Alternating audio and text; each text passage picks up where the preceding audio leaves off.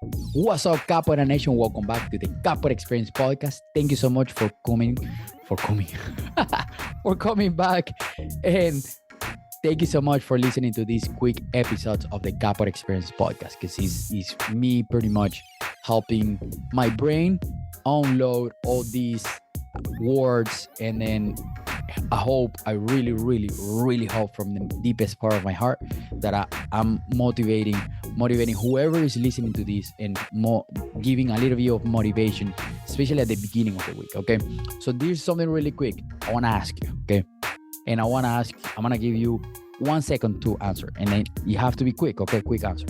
Okay, so have you ever in your capoeira training? Okay, this is about capoeira. Feel like lost, or have you ever feel like you don't know what to train? Okay, so here's the thing that I use for myself, and I have been using for my students. How I apply this for my students. So if you apply purpose to your training, okay, use purpose.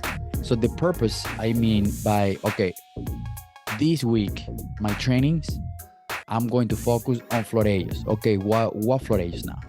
Okay, I'm going to train Ausimao. I really want to get Ausimao done. Okay, cool. Now let's add Macaco. I want to learn Macaco. Okay, so that's 2 florejos I want to practice this week. You don't have to practice 500,000 florejos. Okay, two florejos. Okay, Ausimao and Macaco. Okay, how did I get Ausimao? Okay, I'm going to practice one hand. Okay, now I'll apply more force. Okay, so you slowly start adding purpose to the training, because the purpose, what is the purpose of the training Ausimao? The Ausimao, right? Or what is the purpose of training the Macaco? Getting the Macaco, right?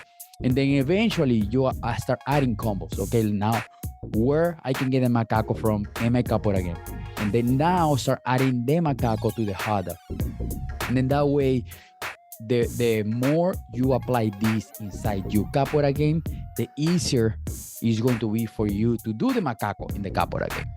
Because sometimes we don't know the time when to do the Macaco. We don't know how to do the Macaco in the Hada, in the game, right? How to enter into the Macaco. What should I do? Should I do it from the Armada? Should I do it from Mala de Frente? Should I do it from Negativa? Should I do it from Mala de Compasso? Or how? What can I add as a combo for my movement on my Macaco seem like it's inside the game, instead of I have to pause for me to do the Macaco? So train your purpose. Write it down. If you write it down, it's going to be the easiest way for you to learn how to train. Because that way you have an objective. You have, instead of going to the gym, just standing there. What do I do? I don't know what to do. So go there, do. Okay, I'm going to do this. Is going to do my workout. That's how I write down my classes. If you are watching this, I don't have my class nearby. But if you are, man, that's crazy. I have this file. If you are watching this video, this file is full of papers. This is how I write down my classes. This is how I do. This is how I write down my classes. Before going to class, before I'm going to teach. That way I can break it down, I can see it, I can plan, I can imagine, and then be like, oh, okay, you know what? We're gonna focus on this. And then I can come with a context into class and be like, hey, we're gonna work on this, and then we're gonna work on this. And then we execute it. So that's my objective. That's my plan. That's how I want to get where I want to get. Because without the objective and without that plan, this just becomes running around, and then you don't really feel like you accomplished something. Because once you have on the paper, you have your workout written down, and then you get at the very end, you're like, oh, you know what? I just finished my workout. I just did this. This feels good. And then when you get home, you have the accomplishment that you did something for yourself, to yourself in your training. Okay. Apply this outside of your class, and then you are going to see way more progress than what do you think. And you are going to see way progress, way faster, way faster. Trust me on this, because this is literally what I do.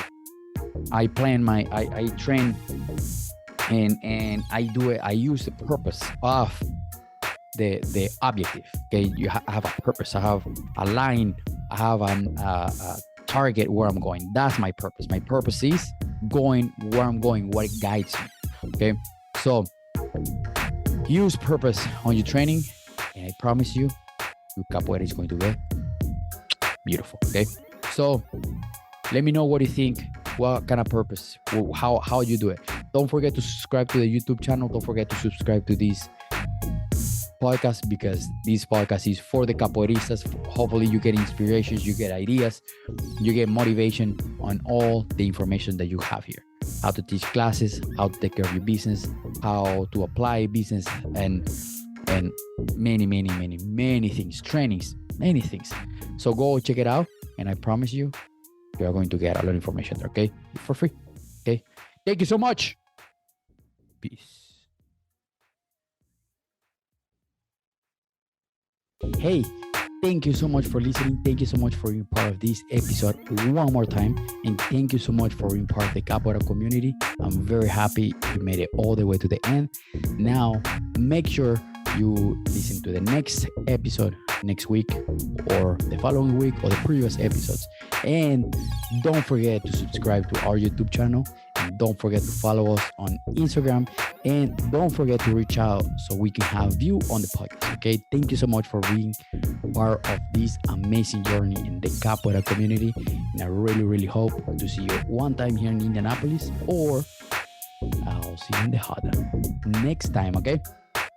Keep training, keep your capoeira school, keep supporting your capoeira school, and keep training, keep loving capoeira, keep training, keep playing the Hoda. I'll see you in the Hoda next time. Peace.